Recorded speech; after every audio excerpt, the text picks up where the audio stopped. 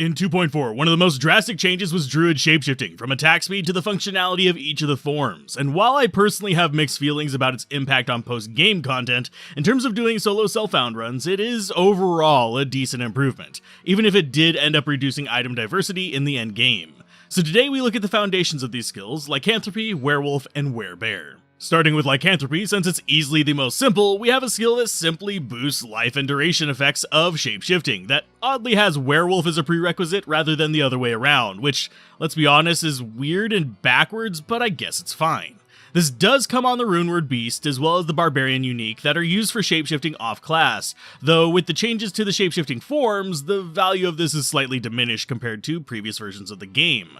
Though if you do use it, you will want to get some extra plus skills to get the duration and life boost up to a reasonable level. As far as the forms themselves, there's a few quirks they both share, such as transforming to human form with 1 HP right after you die in werewolf form, as well as not being able to cast most spells in this form, though as of 2.4, they at least now have access to more non-shapeshift skills than before, with the addition of Cyclone Armor and Hurricane while shifted, though the amount of value you get from these will greatly vary based on your chosen builds. Of course, they still keep the ability to summon and use their in-form skills, as well as stuff like Town Portal in shifted form, but that goes without saying. Now with Werebear, you gain the ability to use skills like Maul and Shockwave in addition to the shared skills of Fireclaw and Hunger. And now that off-weapon attack speeds have a more significant impact on the forms, the gear shift for the form is drastically different than builds prior to this patch, and more in line with standard melee builds of other characters, unless you're going for something very specific.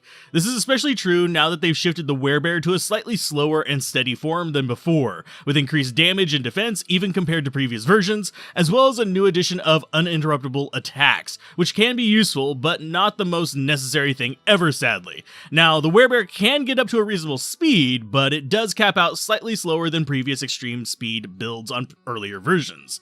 And with the change to Maul, it may even be more reasonable to reach these new top speeds, but they're not going to be, say, your 4-frame Hungers or anything. The Werewolf also got a similar change to how its attack speed works, but with the caps is slightly faster than the Werebear now, along with maintaining its slightly more speed-friendly charge-up skill in the form of Feral Rage. It has good speed attack with Fury, and also the sadly still underpowered Rabies, along with the shared skills Fireclaw and Hunger, of course, with most people using Fireclaw on either form as their big elemental damage source, then using physical attacks as appropriate.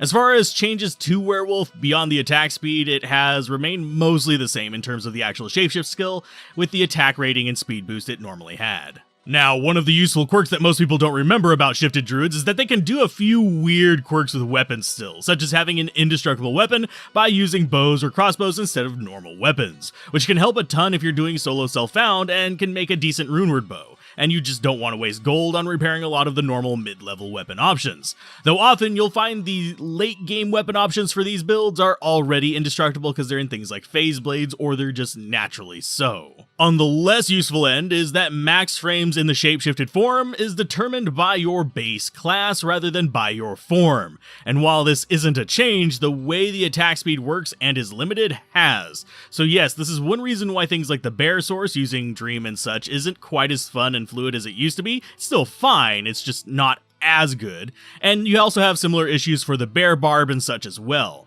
So keep in mind, mileage on older guides for using these skills cross-class will have a bit worse mileage than before, even if they're still not bad builds. So, do you ever play a shifter druid? Do you use summons with them? Do you think these changes hit off-class shifters a bit too much? Mention it down below, and if you're curious about the new attack frames, since listing them off would be arduous at best, you'll find a link to that in the new shifted attack speed calculator in the description of this video, and an archive link to it as well, just in case that goes down. And as always, keep gaming, have fun, and peace out. This has been Alzorath. Bye.